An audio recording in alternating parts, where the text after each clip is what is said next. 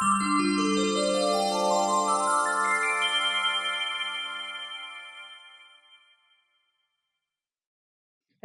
everybody. This is your daily host, Hayame speaking, and I'm here to tell you about how to run DOS games and old PC-98 games. Now, for those who do not know what PC-98 is, PC-98, don't confuse this with Windows 98 or Windows 95. It's not a DOS system either. PC-98 is an old computer specifically made um, in Japan, which had its own proprietary hardware and ran on special drivers and the like, which never came out into the US. They had their own systems, and it's quite funny. So some games have a hard time running on them for emulators. I'm going to go over on how to use DOS emulators, which is Dosbox and DOS Shell, and how to use the PC-98 emulators. I will sometimes in the future get into more NEC Japanese emulators, which are basically the TurboGrafx F-16, and some of the other emulators that I'm going to go over. Now, first of all, what we need to do, I already have it installed, but I'm going to show you where to go to download this stuff. First, we're going to go on how to find emulators for DOS. For DOS, you're going to go to Dosbox. Dosbox.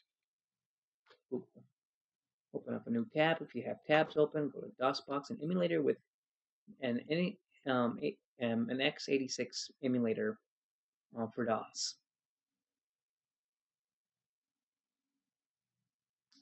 Go to DOSBox, go to Downloads. Oh, we want to also read the compatibility. It's an interesting too because they have a list of a bunch of games that all run compatibility. Here, browsing from directory A. By the way, you'll have lots and lots of games here. Apparently, way back,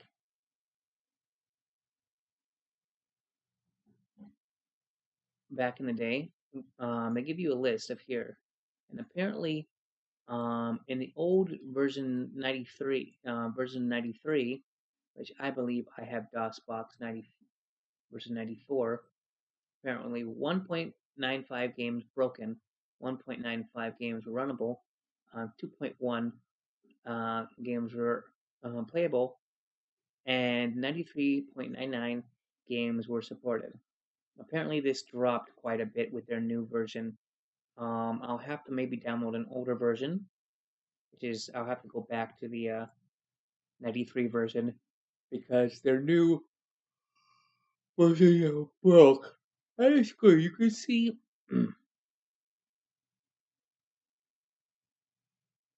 You see the list. Playable means that they're not completely smooth. I mean, you're still playable. Runnable means it's okay. I mean, it's able to run, but you can't exactly play it. Supported means there's like full support, which is quite a bit in the game database. And you can look up your game database depending on where you want to go. So enough of that. So go down here, go to Windows, Windows 32 installer. Oh, and just to let you know, there is unfortunately, no Windows 64-bit installer.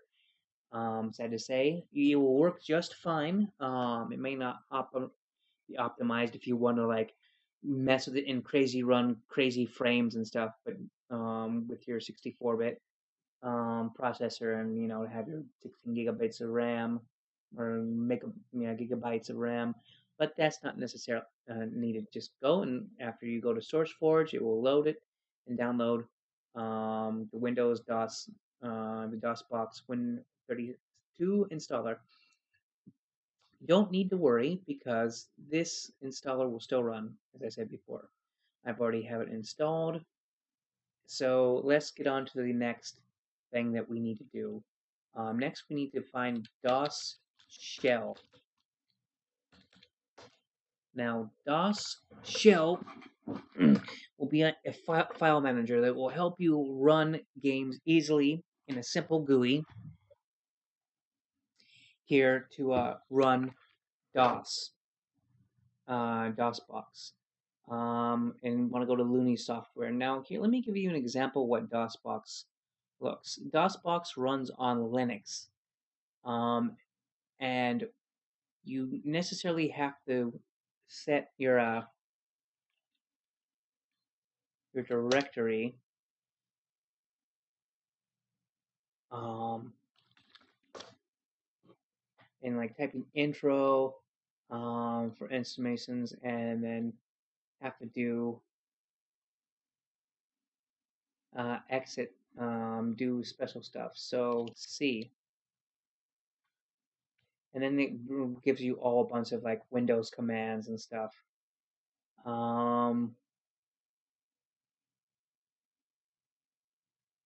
So for instance,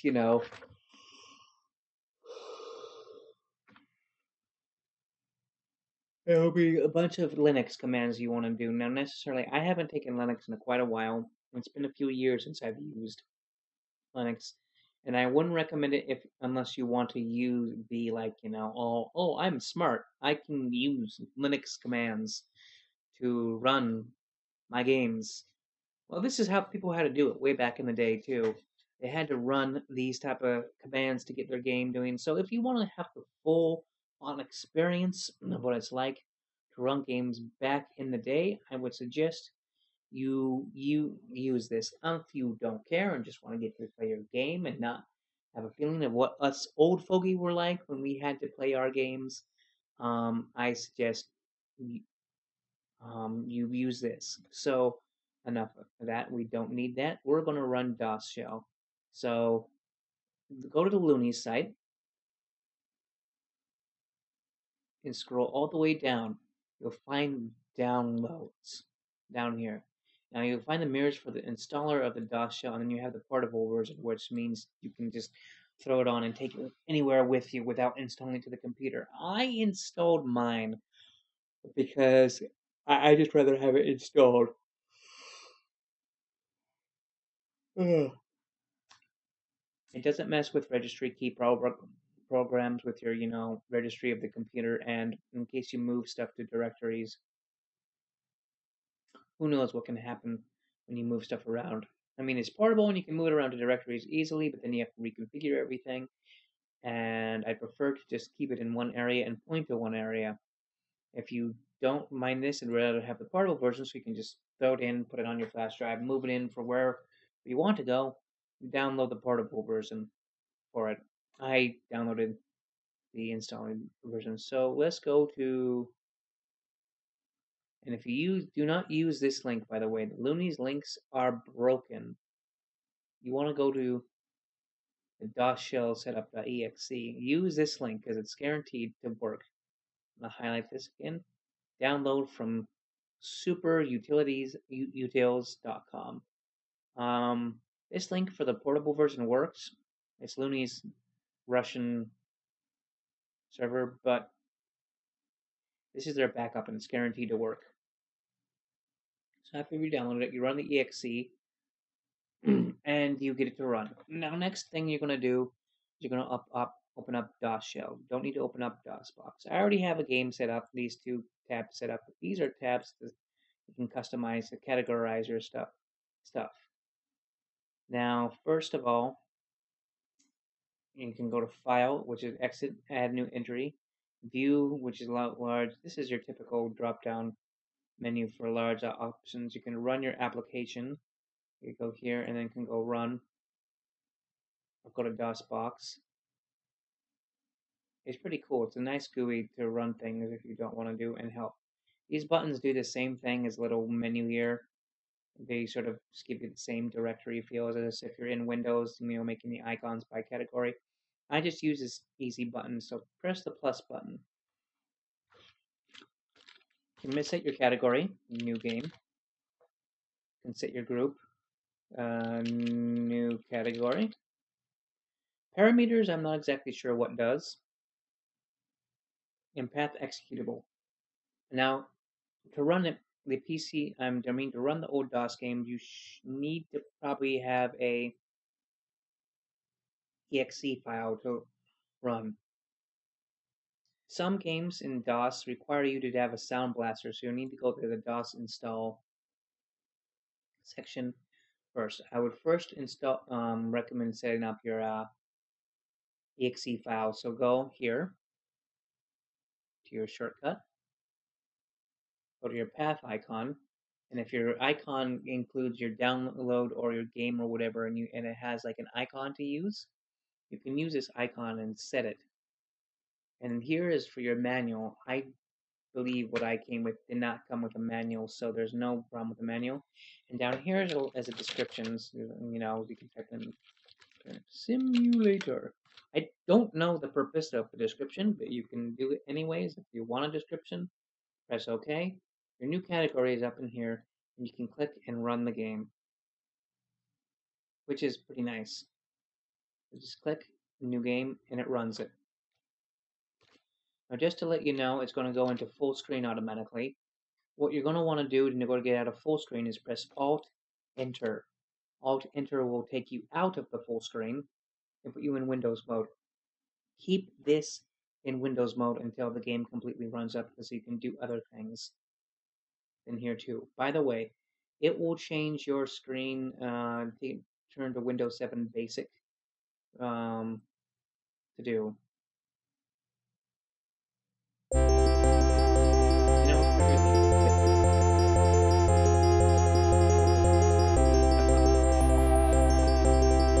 now you can go back to the screen.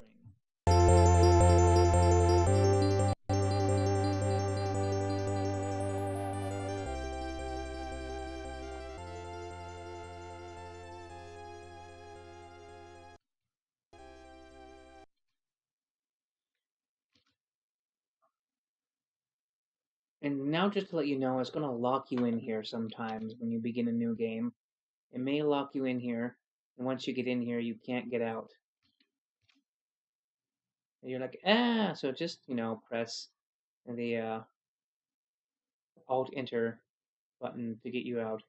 To close a game, you just close a game like any other, and boom, you're done. I'm going to delete my categories, so we just need to go up to, if you want to delete categories, go up to delete group. But first you want to remove the game. First, click delete entry. Yes. Select the delete entry. Delete the group. Now, for some games, you notice mine was playing sound, but the other time you couldn't find sound. Now, what I had did is I went in here, looked for the game executable, and looked for the DOS install.exe, which is inst.exe. Some games might have this, so you have to do that and run it and set your path icon. If it doesn't have a path icon, it will give you this default icon. Run this, open it up in DOS, and it'll run. Now this is your install simulator for your Windows 95, Windows 92, whatever you do. You need to go to change setup options and change sound driver. Normally it will go on none. Oops. Let's run that again because I accidentally exited out here.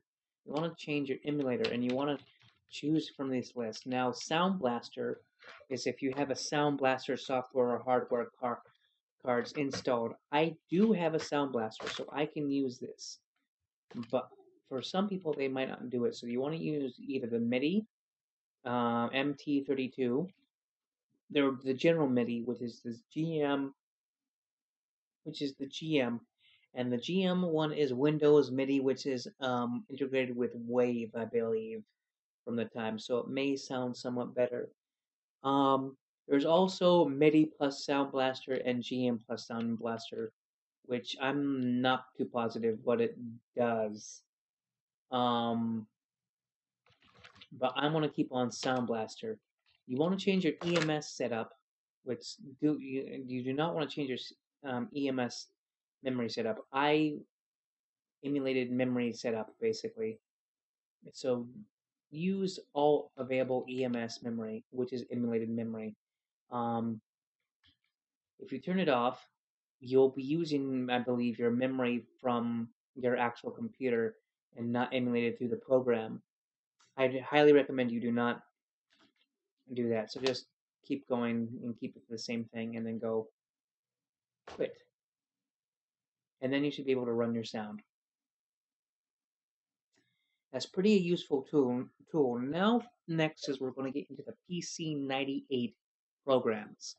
I've installed a couple programs called PC Next Emulator and NX86. Now, if you want to know where I installed NX86, I keep an organized thing into my games, and I have ROMs here, and also a font thing which you'll need to do install. So I'll show you where to go. You want to go to Zophar's domain, which is an interesting place. It has a list of a bunch of emulators and the like that you can get here, and it's really useful, this website. Of course, the way that's set up is it's an old website, but it's updated constantly. And they have emulators from consoles to PCs, to like you want to go down here. I'll lift this in by alphabetical order. Now for the PC-98 Next computer, which is your NEC PC, for the PC-98 emulators, go down here. The NEC PC-98. This is the NEC program specifications that I was talking about. I'll get to some of these other emulators sometime later in the future, like the MES emulator, which is pretty interesting. I've heard some stuff, and then I'll get into like the Sega Master Systems and Neo Geo emulators sometime in the future. Oh, and I'm also there's the TurboGrafx emulators, which I've been meaning to do since people have been wanting me to emulate these programs for a while. So I will get into around there. But for the time being, we're going to PC-98. NX is with the PC-98 emulator. It's one of the best ones. And it's really easy. It's in English, and you, as he says, you don't have to blow your mind on figure out what you're doing. And it runs, and it runs at frame skip on a Pentium processor. But you know, if you have anything better than a Pentium like 120, it should run just fine. I mean, who doesn't nowadays? The Pentium 120 is an old processor by Intel, so you'll be working just fine. But anyways, so these other ones like Nickel Project 2, PC-98E, and the 98 and the 98T, 98 VR, VMM, and the Virtual 98, I haven't actually bothered to try. The Nickel Project 98, as he says, there's not very many features in it, and I've actually haven't checked it out. Oh, there is one. Actually, I take that back. Did run um, I did run the T98, not the PC-98, but the PC-98E, but the T98. And like he said, I couldn't get the emulator to run. I tried everything I could do to support the HTI files, and it wouldn't support it. There's something goofy about this PCA. So I suggest these two, the 98 Next and the NX86. Now, just to let you know why you want the 98 Next, is because it is a emulator that emulates the successor to the PC-98 that came out in Japan. So just click on the link, download your emulator, and download the Japanese font. If you do not download the Japanese font, you will not be able to run Japanese games because you need this font file to read. I already have them installed. And then the PC-98 Next. Download all these files because I, for one, haven't not actually tried one of the other files and see what's the difference, because apparently this file is in the English version and this one is not in the English version, I believe. that hence this file size. I can always test, and I'll probably be working through it with you guys. Why I'm doing it, because I haven't actually opened up the Sixers program yet, but we will run Annex. I have it down here. Run Annex. I'll tell you what to do. Now, first of all, you want to go configure. Now, here's the first thing we'll come up with, probably the manager system. It's going to be, a bunch of these settings. Don't mess with this. Don't mess with this. The keyboard, you can want to set it to Windows 90 with the Windows layout and the convert scan code. You can also use DirectX as well, but I highly wouldn't recommend it. Just keep everything.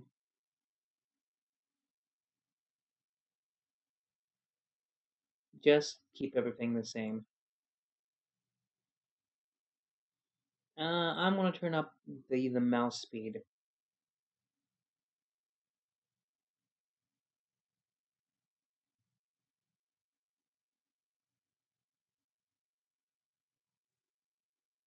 Here's an interesting thing: is you can also capture joystick. Now this is for like super old games. I haven't bothered to try the old games yet, but I will get to them. I will get to them someday. I'll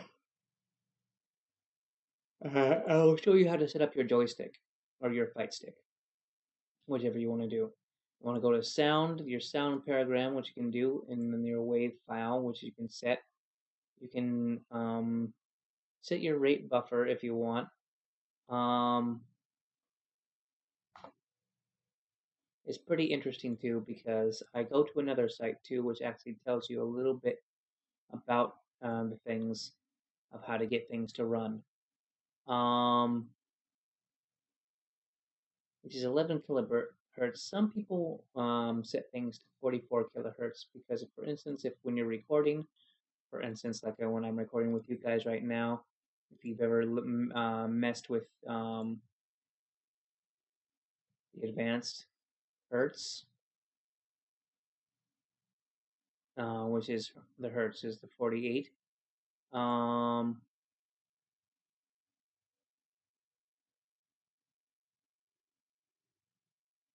You can run it at 11.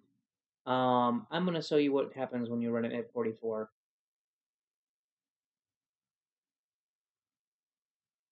Because it's pretty interesting. You want to like reset the buffer. Actually, no. Let's show you at 111 first, because it's pretty interesting that way. Video keeps saying you can go for async or sync. These settings I recommend you keep the same.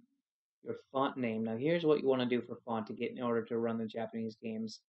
Here is sort of what things look out right now. You can go on auto generate, which is your font, and go in here to try to select things. You'll try to select your font down here, because I believe that there's a Japanese font and you can use a script, I believe, to do, but I wouldn't recommend it too much, since you'll use a local to a local file, an app local, yeah, to get it to run. So I downloaded the Annex Japanese font just to let you select the preview. Whoops, well, there it is, it's loaded. And you're done. And then that is set. And set auto generate to default. Make sure it's in default. And you close that. Now, FDCC and HDCC are two different types of files when you're running your PC-98 games. Let's get started on how to run a game. So I'm going to go into the game, into a PC-98 game.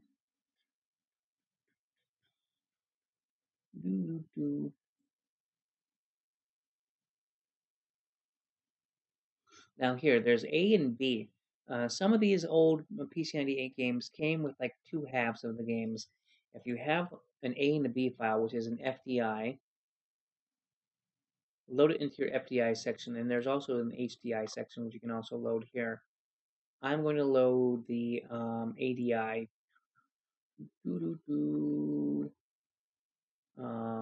documents,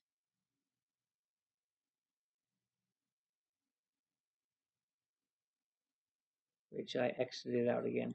My fault. I'm sorry, guys. I'm kind of slipping right now.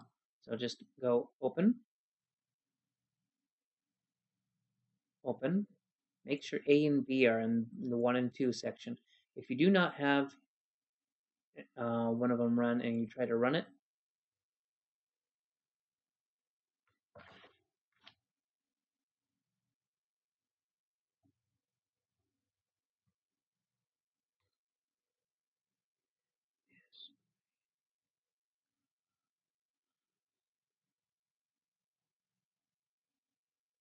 so you want to go click number 1, which is color. It's asking you what type of display you have. Do you have monochrome or do you have analog? Pick number 1.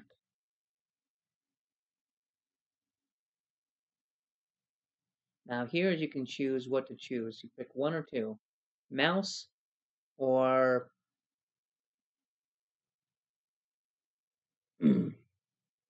or keyboard. I'm choosing mouse.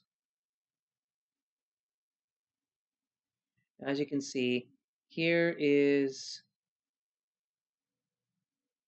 the mouse game. Unfortunately, it's kind of buggy, as you can see, because your mouse does not line up with it. Your actual mouse is actually relatively faster.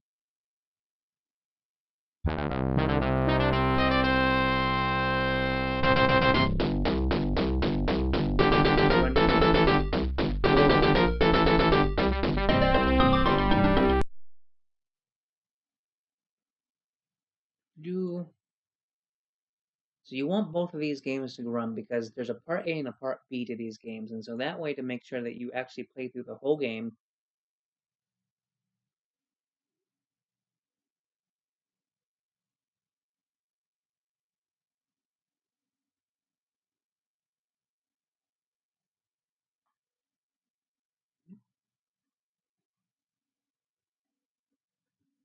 You want it to run. So that's how you get your NX98 to work, and you'll play the game too. Because most games will have like for the FDI just for like color and like to start. So that's about how you get that to work. Now for instance, now that we have PC Emulator 98, because some of these games do not work.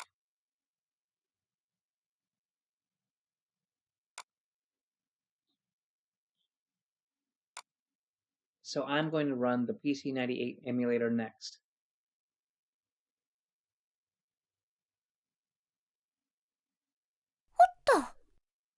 Okay, there we go. I found it. I'm silly, super silly. Here's new when you can create a new file here. So go in here.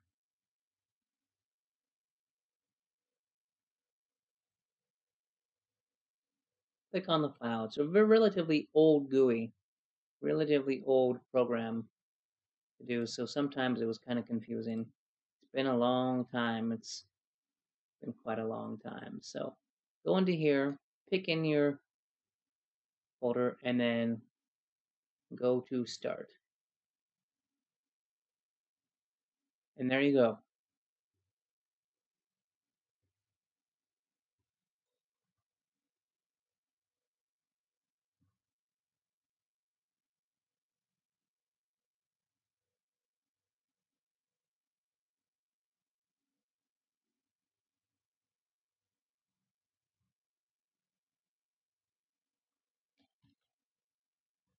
And I suggest you use the keyboard for this because it's relatively hard to do. So let's see.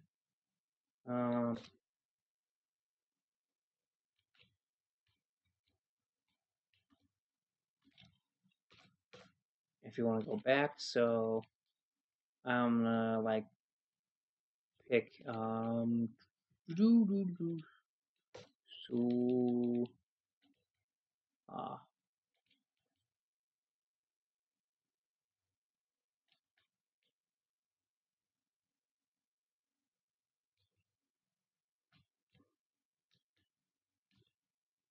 so Subaru.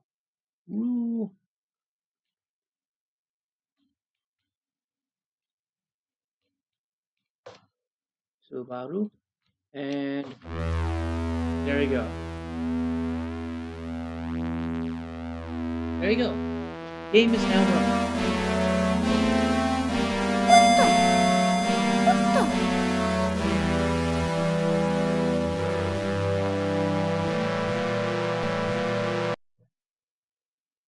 Oh, and by the way, to be warned, if you press the setting buttons, it'll cause the game to crash. Great, right?